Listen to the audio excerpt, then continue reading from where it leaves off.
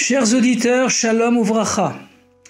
Ce cours, inspiré du Dvar Malchut du Rebbe, du Shabbat Acharei Kedoshim 5751, est dédié pour l'élévation de l'âme, les Ilou Nishmat, de mon beau-frère, Reb Tzvi ben Pinchas Zichrono Livracha.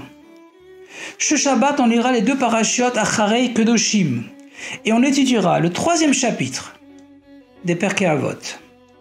À la sortie du Shabbat, on sera le 13 Iyar, jour anniversaire du décès du Yortzeit, du plus jeune frère du Rebbe, le Rav Israël Ari Leib, Zichrono Livracha.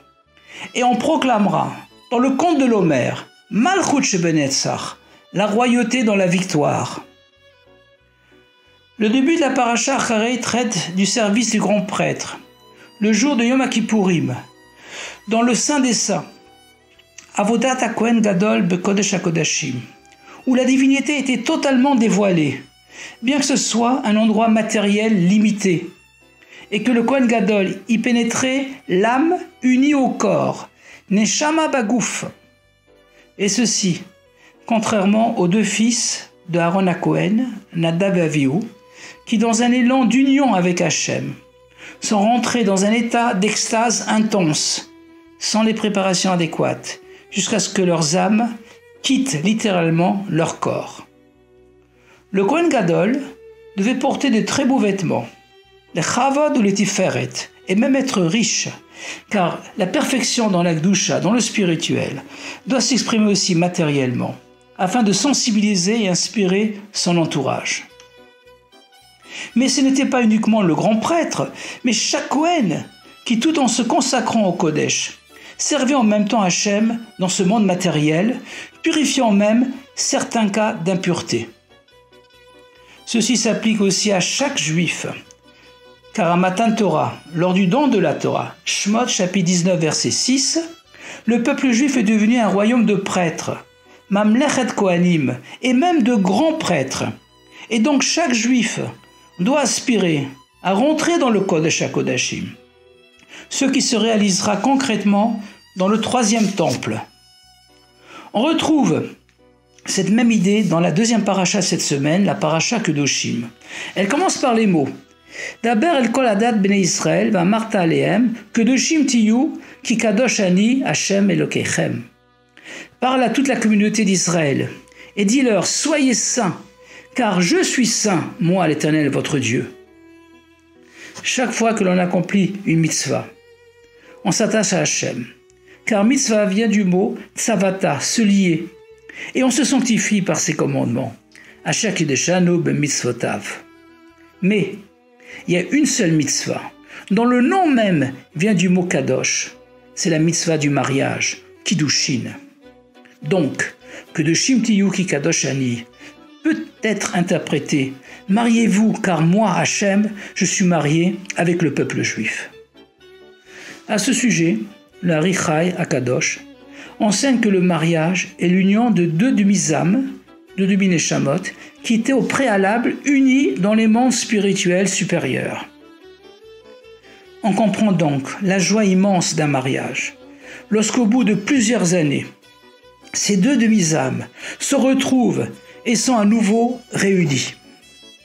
Le prophète Isaïe, Yeshaya, chapitre 45, verset 18, dit « L'otohu vra, la shevet yetzara » Hachem n'a pas créé la terre pour demeurer déserte, mais l'a formée pour être habitée, c'est-à-dire pour se marier et avoir des enfants. Le tohu, l'obscurité, provient du monde de Bria, le monde de la création. Alors que le tikkun, la lumière, le or, provient du monde de Yetzira, le monde de la formation. Comme on le proclame chaque matin dans Shacharit, d'après Baruch Hu, Yotzer, or, Uvoré, Chosher, qui forme la lumière et crée l'obscurité. Pourtant, le monde de Bria est un monde spirituel plus élevé que celui de Yetzira. Mais Hachem veut que l'on fasse descendre les lumières aveuglantes de Tohu dans les kélim de Tikkun, afin de les canaliser. Et ceci depuis le début de la création. Bereshit chapitre 1, versets 2 et 3. Va'aretz haïta Tohu Uvahu, et la terre était dans un désordre total. Et Hachem dit Yehi Or, que la lumière soit, c'est-à-dire qu'il y ait du Or, du Tov et de Chesed, de la bonté et générosité, afin que ce monde matériel soit organisé et ordonné. On comprend mieux pourquoi le peuple juif est désigné par Goy Kadosh et Am Segula, peuple saint, peuple précieux. Le mot Segula vient du mot Segol, voyelle constituée de 3 points, 2 sur une même horizontale, et le 3e point en dessous au milieu. C'est-à-dire qu'on est un peuple triple qui descend des 3 patriarches, Avraham, Yitzhak et Yaakov, constitué de Cohen, Lévi et Israël, qui a une Bible triple, le Tanakh, Torah, Nevi'im, Ktuvim, etc.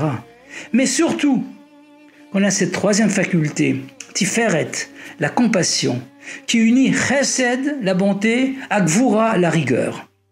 C'est pourquoi on récite 3 fois par jour, et chaque fois 3 fois, le mot Kadosh, Kadosh, Kadosh, Kadosh, Hashem Tsevakot, Melo, Chol Haaretz Kevodo.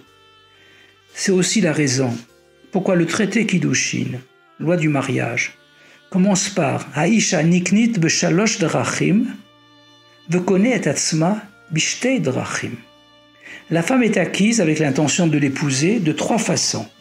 Par de l'argent, un document, un rapport conjugal, Kesef Shtar ou Bebia, et le mariage s'annule par divorce ou décès du mari, Get ou Mitat Abal. 2 séparés représentent le tohu, l'obscurité, comme 2 poteaux séparés. 3 représentent les 2 poteaux reliés par le linteau, le poteau droit étant Chesed, celui à gauche Gvura et le linteau Tiferet. Le sens premier étymologique du mot Kadosh est être séparé. Comme on déclare sous la choupa à sa femme, At mekudeshetli, tu es séparé des autres hommes, tu m'es consacré. Donc l'injonction, soyez saints, que de Shimtiyu, concerne essentiellement les sujets apparemment communs avec toutes les nations. Travailler, manger, boire, dormir, vie conjugale, vie familiale, etc. Et l'Admour HaZaken, le Balatanya et du Shulchan Arav considèrent que Kedushim Tiyu est une mitzvah positive de la Torah, mitzvah tassé min Torah, qui consiste à se sanctifier dans les choses permises. Il va jusqu'à affirmer Maché Assour, Assour, ou Maché Moutar, Lotsarich. Ce qui est interdit, et ce qui est permis n'est pas toujours nécessaire. Dimanche prochain, on aura parcouru 4 des 7 semaines de l'Omer. Donc on aura déjà raffiné la majorité des 7 sentiments du Nefesh Habahamit, de l'âme animale. Or ceci est essentiel pour arriver à la Géoula, la délivrance, comme on le déclare après le conte de l'Omer. Arachaman hu yachazir lanu avodat bet hamikdash limkoma bimera v'yamin amen sela. Que le miséricordieux nous rende le service du temple en se purifiant, en se sanctifiant par la sainteté supérieure, et ceci entraîne un flux de bien dans les mondes. Shefarav b'chol haolamot. Et on élève notre neshama à un niveau supérieur à celui qu'elle avait avant de descendre dans notre corps, jusqu'à Malchut Sheben Netzach, la victoire du Malka Meshiché, du roi Mashiach. On retrouve ce sujet dans les 3 prénoms du Baal HaYorsa et du 13 Iyar, le frère du Rabbi, Rav Israël Ariel Leib. Les lettres du premier prénom, Israël, sont les initiales et Rachet Evot de Yeshishim Ribu Otiot la Torah. Il y a 600 000 places de lettres dans la Torah. Chaque juif est attaché spirituellement à une lettre de la Torah, car sa source de vie est la Torah et les mitzvot. Il est donc au-dessus du monde matériel. Mais, si Yaakov a été appelé Israël, c'est aussi Kisarita, Im Elokim, Veim Anashim Vatuchal, Bereshit chapitre 32, verset 29, parce que tu as lutté avec la nature. Le monde, Elokim, a la même valeur numérique 86 que Hateva, la nature.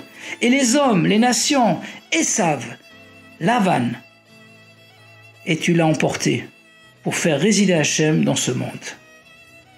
C'est ce qu'a fait le frère du Rabbi, qui tout en étant un grand érudit dans la Torah, Benigle, Bekabbalah ou Beplimut Torah, a été aussi un savant des forces de la nature, Kochot HaTeva, en particulier dans les applications des mathématiques à la physique, en Israël, puis à l'université de Liverpool, en Grande-Bretagne.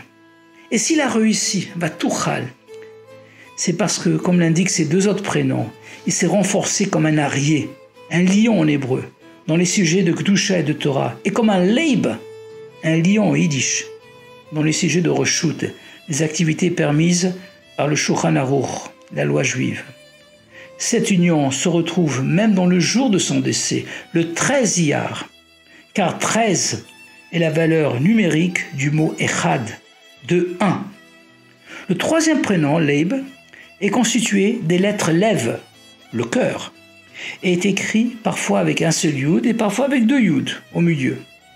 Or, un Yud a pour valeur numérique 10 et 2 Yud 20, c'est-à-dire qu'il a agi avec son cœur et les 10 facultés d'Israël, les 10 facultés de son âme divine, ou les 20 facultés, les 10 d'Israël, unis avec les 10 de Yaakov de son Nefesh Abahamit.